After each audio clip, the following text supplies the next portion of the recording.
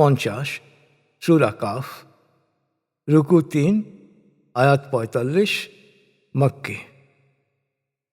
দয়াময় মেহেরবান আল্লাহর নামে। কাফ, সাক্ষী মহিমান্বিত কোরআন। সত্য অস্বীকারীরা বরং বিস্মিত হয়েছে যে তাদের মধ্য থেকেই একজন সতর্ককারী এসেছে। তাই ওরা বলে, কি অবাক কাণ্ড! আমাদের বলা হচ্ছে আমরা মরে গিয়ে মাটিতে মিশে যাওয়ার পরও আমাদের পুনরুত্থিত করা হবে। কিভাবে? এটা তো এক সুদূর পরাহত বিষয়। আমি তো জানি মাটি ওদের কতটুকু গ্রাস করবে, আর আমার সুরক্ষিত ফলকে সব কিছুই রেকর্ড হয়ে আছে। মূলত ওদের কাছে উপস্থাপিত মহাসত্য প্রত্যাখ্যান করার পর ওরা সংশয়ে দোদুল্যমান অবস্থায় রয়েছে। ওরা কি আকাশের দিকে তাকায় না? লক্ষ্য করে না আমি কিভাবে তা নির্মাণ করেছি, সুশোভিত সুবিন্যস্ত করেছি, ত্রুটি মুক্ত করেছি? আমি জমিনকে বিস্তৃত করেছি, সংস্থাপিত করেছি পর্বতমালা, উদ্গত করেছি নানা ধরনের গাছপালা, তরুলতা। আল্লাহ অনুরাগী প্রতিটি মানুষের জন্যে এতে রয়েছে শিক্ষণীয় নিদর্শন ও উপদেশ। আমি আকাশ থেকে বরকতময় বৃষ্টি বর্ষণ করি, আর তা দিয়ে সৃজন করি বাগান, শস্যক্ষেত, উঁচু খেজুর গাছ, যাতে থাকে কাঁদি কাঁদি খেজুর। এসবই আমার বান্দাদের জীবিকা স্বরূপ। শোনো, বৃষ্টি দিয়ে আমি যেভাবে মৃত জমিনকে সজীব করি, এভাবেই ঘটবে মৃত মানুষের পুনরুত্থান। ওদের পূর্বেও নূহ, সামুদ, আদ, ফেরাউন ও লূতের সম্প্রদায় এবং রস, আয়কা ও তুব্বার অধিবাসীরাও তাদের রসূলকে প্রত্যাখ্যান করেছিল।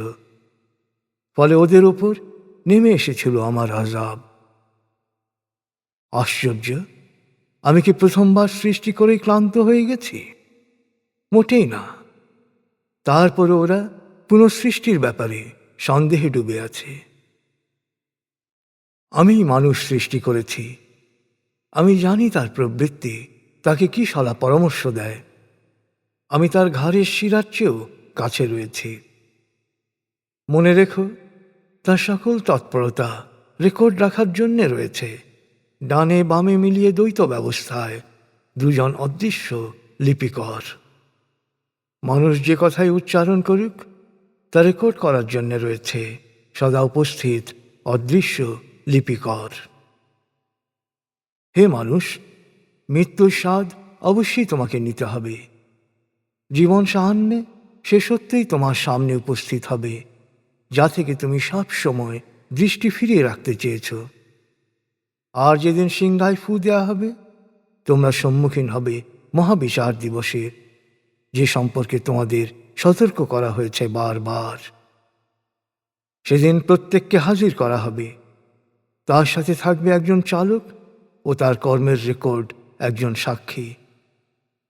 সেদিন সত্য অস্বীকারীদের বলা হবে, তুমি তো এই দিন সম্পর্কে উদাসীন ছিলে, এখন তোমার সামনে সব কিছু দিনের মতোই স্বচ্ছ।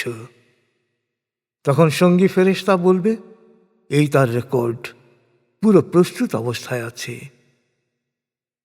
তারপর আল্লাহ নির্দেশ দেবেন, প্রত্যেক উদ্ধত সত্য অস্বীকারীকে জাহান্নামে নিক্ষেপ করো, যারা কল্যাণকর কাজে বাধা দিত, জুলুম করত এবং ধর্মে সংশয় সৃষ্টি করত, যারা আল্লাহর সাথে অন্য উপাস্যদের উপাসনা করত, তাদের উপর বর্ষণ করো আযাবের পর আযাব।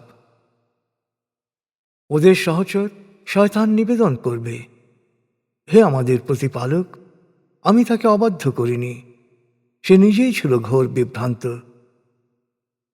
আল্লাহ বলবেন, আমার সামনে তর্ক করো না, তোমাদেরকে আমি পূর্বেই সতর্ক করে দিয়েছিলাম। বিচারের ফয়সলা রদবদল হবে না, আর আমার কোনো বান্দার উপরই আমি অবিচার করি না। সেদিন আমি জাহান্নামকে জিজ্ঞেস করব, তুমি কি পূর্ণ হয়ে গেছ? জাহান্নাম উত্তরে বলবে, না, আমার জন্যে আরও আছে কি? সেদিন জান্নাত দৃশ্যমান করা হবে আল্লাহ সচেতনদের কাছে। বলা হবে, তোমাদের প্রত্যেকে যারা আল্লাহ অনুরাগী ছিলে, সব সময় সত্য সচেতন ছিলে, যারা না দেখেও দয়াময় আল্লাহর সামনে শঙ্কিত ও বিনম্রভাবে উপস্থিত হতে, তাদের এ জান্নাতেরই প্রতিশ্রুতি দেয়া হয়েছিল। তাদেরকে বলা হবে, তোমরা নিরাপদে জান্নাতে প্রবেশ করো। এখন থেকেই তোমাদের অনন্ত জীবনের শুরু। এখানে তোমরা যা চাইবে তাই পাবে। আমার তরফ থেকেও রয়েছে আরো অনেক অনেক কিছু। সত্য অস্বীকার করার কারণে ওদের আগেও আমি কত প্রজন্মের বিনাশ ঘটিয়েছি, যারা শক্তিতে ওদের চেয়েও অনেক প্রবল ছিল। কিন্তু আমার আযাব আপতিত হওয়ার পর তারা জমিনের বুকে ঘুরে বেরিয়েছে শুধু একটু আশ্রয়ের আশায়। এসব ঘটনার মধ্যে উপদেশ আছে তাদের জন্যে, যাদের হৃদয় সত্য বুঝতে উন্মুখ, যাদের বিবেক কথা শুনতে চায়, আর যারা জানে যে আমি মহাবিশ্বের সব কিছু সময়ের 6 স্তরে সৃষ্টি করেছি এবং ক্লান্তি কখনো আমাকে স্পর্শ করতে পারে না।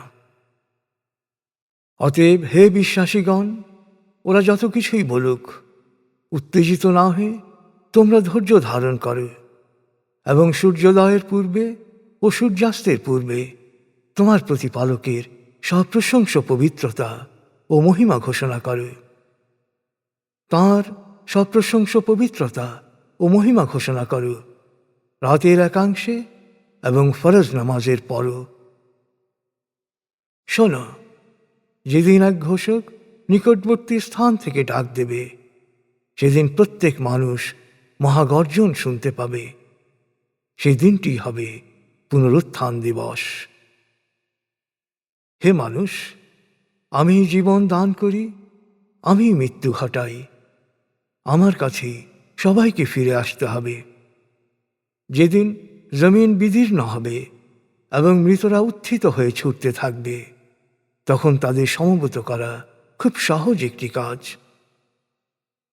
যারা পুনরুত্থানকে অস্বীকার করে, তারা যা কিছু বলাবলি করছে তা আমি জানি। আর হে নবী, তাদেরকে জোরপূর্বক বিশ্বাস করানো তোমার কাজ নয়। তুমি কোরআনের সাহায্যে শুধু তাদের উপদেশ দাও যারা মহাবিচার দিবসে জবাবদিহিতার ব্যাপারে সতর্ক হতে চায়।